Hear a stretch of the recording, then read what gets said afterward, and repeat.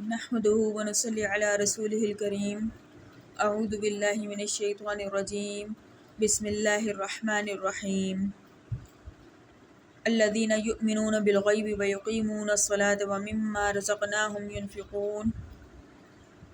سورہ بقرہ آیت نمبر 3۔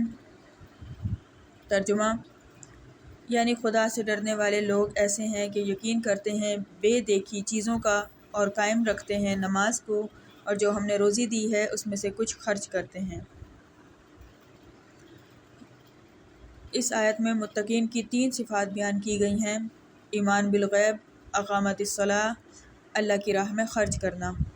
پہلا مسئلہ ایمان کی تعریف۔ ایمان کی تعریف کو قرآن نے یؤمنون بالغیب کے صرف دو لفظوں میں پورا بیان کر دیا ہے۔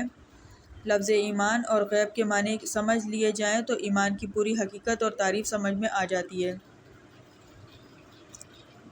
لغت میں کسی کی بات کو کسی کے اعتماد پر یقینی طور سے مان لینے کا نام ایمان ہے۔ اسی لیے محسوسات و مشاہدات میں کسی کی قول کی تصدیق کرنے کو ایمان نہیں کہتے۔ مثلاً کوئی شخص سفید کپڑے کو سفید یا سیاہ کو سیاہ کہہ رہا ہے اور دوسرا اس کی تصدیق کرتا ہے، اس کو تصدیق کرنا تو کہیں گے، ایمان لانا نہیں کہا جائے گا، کیونکہ اس تصدیق میں قائل کے اعتماد کو کوئی دخل نہیں، بلکہ یہ تصدیق مشاہدے کی بنا پر ہے۔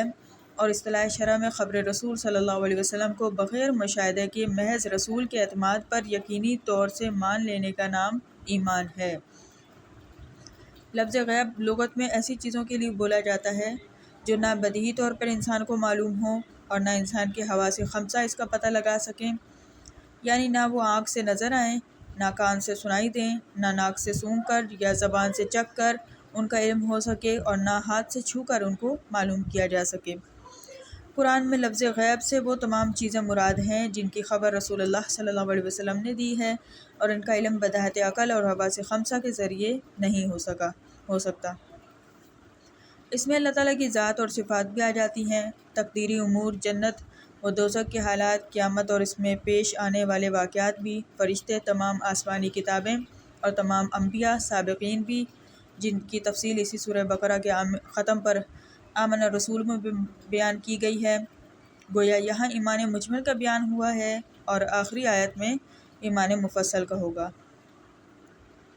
تو اب ایمان بالغیب کے معنی یہ ہو گئے کہ رسول اللہ صلی اللہ علیہ وسلم جو ہدایات و تعلیمات لے کر آئے ہیں ان سب کو یقینی طور پر دل سے ماننا، شرط یہ ہے کہ اس تعلیم کا رسول اللہ صلی اللہ علیہ وسلم سے منقول ہونا قطعی طور پر ثابت ہو۔ جمہور اہل اسلام کے نزدیک ایمان کی یہی تعریف ہے: عقیدہ طحاوی، عقائد نصفی وغیرہ۔ حضرت عبداللہ رضی اللہ عنہ فرماتے ہیں، ایمان کسی چیز کی تصدیق کرنے کا نام ہے۔ حضرت زہری کہتے ہیں ایمان کہتے ہیں عمل کو۔ ربیع بن انس کہتے ہیں ایمان سے مراد ڈرنا ہے۔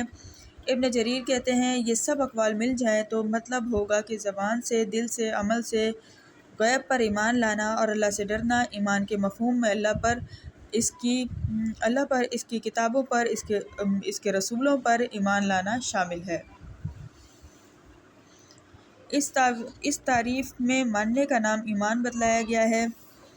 اس سے یہ معلوم ہو گیا کہ محض جاننے کو ایمان نہیں کہتے، کیونکہ جہاں تک جاننے کا تعلق ہے وہ تو ابلیس و شیطان اور بہت سے کفار کو بھی حاصل ہے کہ ان کو آن حضرت صلی اللہ علیہ وسلم کی صدق کا یقین تھا مگر اس کو مانا نہیں، اسی لیے وہ مومن نہیں۔